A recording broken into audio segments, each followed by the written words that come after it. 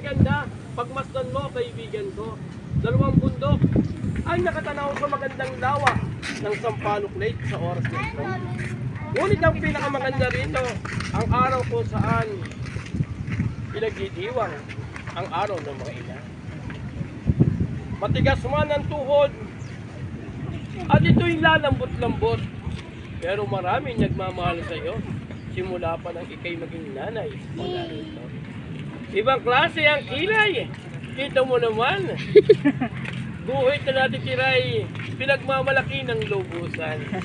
At yung buhok mo, puti at itim na, sagisag ng pagiging matanda na.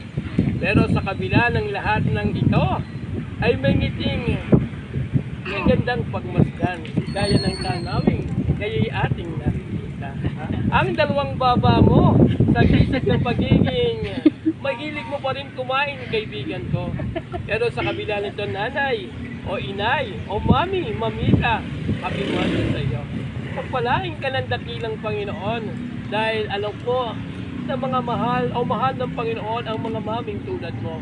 Kaya sa mga nagmamahal sa iyo, mga anak mo, mga apo, wow, binabati kita. Bakit kamo? Dahil yan ang tunay natural na Pilipino, mapagmahal sa magulang, sa pamilya at lalo sa inang katulad mo.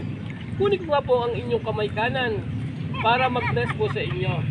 Yan, Happy Mother's Day po, Mami! At marami pong salamat sa araw na ito dahil the best ang tulad mo. Kuha mo!